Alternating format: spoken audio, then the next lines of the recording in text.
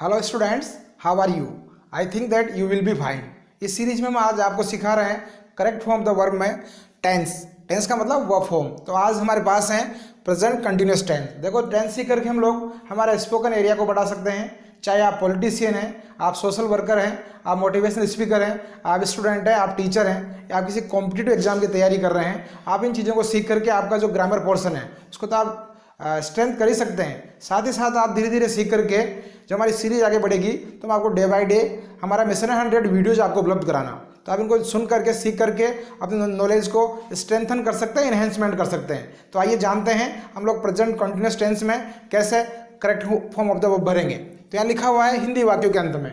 Actually we are Hindi speaker students. तो जो Hindi sentence हैं उनके एंड में हमें जब आइडेंटिफाई करते हैं तो रहा है, रही है, रहे हैं, और ज़्यादा हम आगे बढ़े तो हुआ है, हुई है, हुए हैं, ऐसा लिखा होता है। तो हम लोग जानते हैं कि जो अफर्मेटिव सेंटेंस है यानी जो सकारात्मक वाक्य हैं उनका स्ट्रक्चर या पैटर्न कैसा होता है।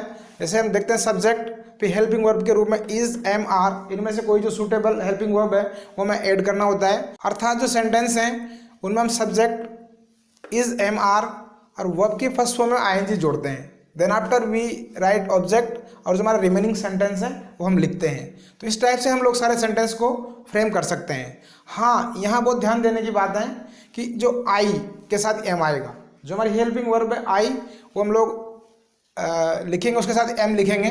Then after he, she, it, name और एक वचन कर्ताओं के साथ इज आएगा। उसके बाद जो यू, वी, दे और जो प्लूरल सब्जेक्ट्स हैं उनके साथ आर आएगा। तो ऐसा हम जानने के बाद आसानी से हम लोग एक वीडियो आपको हम देंगे जहाँ हम affirmative, negative, interrogative, interrogative, negative कैसे बनाते हैं। पर अभी हम जानते हैं कि टेंस के जो पहचान सूचक शब्द हैं अर्थात जो एडवर्बियल से वो क्या क्या होते हैं उनको हम सेंटेंस में आइडेंटिफाई करके आसानी से हम लोग correct form of the verb भर सकते हैं। जैसे कि today, tonight, at present, at this time, इनका हिंदी मीनिंग जाने। तो देखते हैं टुडे आज, आज रात्रि, एट प्रेजेंट अभी वर्तमान में, हाल ही में, एट दिस टाइम इसी समय, स्टिल अब भी, प्रेजेंटली यानी हाल ही में, वर्तमान में, नाउअडेज आजकल और इन दीज डेज। इन सारे एडवर्ब्स को आप पहचान करके उस सेंटेंस में आसानी से आइडेंटिफाई कर सकते हैं कि ये प्रेजेंट कंटिन्यूस टेंस का वाक्य है। देन आफ्टर हम सोच करके जो हमारे पास इसकी हेल्पिंग वर्ब है इज, एम, आर और फर्स्ट फॉर्म में आईएनजी, वो वाला पार्ट हम भरेंगे वहाँ पर। तो देखते हैं सेंटेंस। यहाँ लिखा हुआ है आई blank place cricket at this time, अर्थात ब्रैकेट में लिखा हुआ है प्ले। तो बहुत सिंपल सी बात है स्टूडेंट्स, यहाँ आप गेस करिए क्या आंसर होगा। आई के साथ आप इसमें से सेलेक्ट कीजिए, लिखेंगे हम लोग एम, तो आई एम और वर्ब की फर्स्ट फॉर्म में जोड़िएगा आईएनजी। तो आई एम प्लेइंग क्रिकेट, जहाँ लिखा हुआ है I am playing, am playing, वो हमारा आंसर है। तो आसानी से आप यदि ब्लैंक प्लेस से जैसे भर सकते हैं और आपके पास एमसीक्यू टाइप में यदि ऑप्शन है एबीसीडी में तो आप करेक्ट आंसर को सेलेक्ट करके वो वाला आंसर आपका राइट होगा। देन आफ्टर जरूरी नहीं एग्जाम में कि वो अफर्मेटिव सेंटेंस ही देगा, वो चाहे तो नेगेटिव या फिर आपके पास इंट्रोगेटिव सेंटेंस भी पूछ सकता है। जैसे मैंने लिखा है यहाँ ओट, Khalistan, you blank place nowadays. तो हम इसका मीनिंग करेंगे हिंदी में। जब मैं स्टूडेंट्स था, छोटी क्लास में पढ़ता था, तो हम लोग इनका मीनिंग गेस करके भर लिया करते थे। पर वो जरूरी हर बार वो लॉजिक ठीक ही बैठे। आपको यहाँ दे रखा है ब्रैकेट में डू, तो इसका मीनिंग कर रहा है आजकल आप क्या कर रहे हो। तो आपको पता है कि इंट्रोगेटिव सेंटेंस में पहले हम लोग इसके तुरंत बाद यहाँ लिखते हैं हेल्पिंग वर्ब, तो यू के साथ आएगा आर, जैसे लिखा भी हुआ है यू के साथ हम लोग यूज़ करते हैं आर का। तो यहाँ लिखेंगे आर फिर यू फिर फर्स्ट फॉर्म में जोड़ देंगे हम लोग आईएनजी। तो हमारा आंसर होगा what are you doing nowadays. अब एक बात सामने आती है कि कुल 12 टेंस में से हम लोग 6 टेंस में आईएनजी जोड़ते हैं लगभग। मैं आपको यहाँ पर बताऊँ, जैसे present continuous tense, present perfect continuous tense, past continuous tense, past perfect continuous tense, future continuous tense और फ्यूचर परफेक्ट कंटिन्यूअस टेंस। अर्थात कुल 12 टेंस में से हम लोग 6 टेंस में जब आईएनजी जोड़ते हैं तो हमें ये बात we should remember that how to add ING in a verb form. First form में हम लोग जो ऐड करते हैं, तो I have written some rules here. तो जानेंगे हम लोग कि हम लोग कैसे वर्ब की फॉर्म में आईएनजी जोड़ते हैं। तो I have written some basic rules here, I think that you will know about it. क्रिया में आईएनजी जोड़ने के नियम। तो लिखा हुआ है क्रिया के अंत में ई हो तो ई को हटाकर आईएनजी जोड़ते हैं। बहुत सिंपल सी बात है, COME। तो देखिए हम ई को हटा देंगे और स्पेलिंग हो जाएगी COMING, WRITE अर्थात WRITING। तो एक बेसिक सी बात है, we should know about it. समझ में आ गया होगा आपके। दूसरी बात है वर्ब के अंत में IE हो तो वाई को आई में बदलकर ING जोड़ें।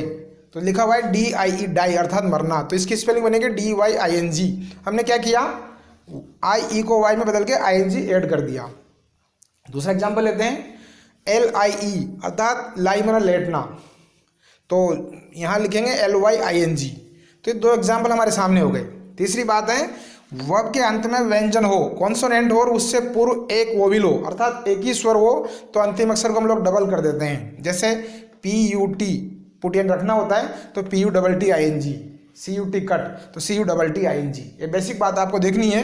तो इसको आप देख लें कि वर्ब के अंत में कॉन्सोनेंट और उससे पूर्व कंडीशन है there must be only single vowel, तभी जाके आप लोग लास्ट लेटर को डबल करेंगे।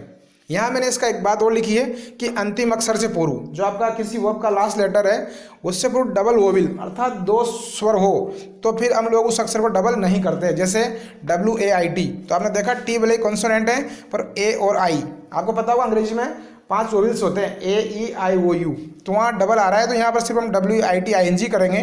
एक एग्जाम्पल और लिखा है मैंने READ रीड, तो READING, यहाँ आपको लास्ट लेटर को डबल नहीं करना।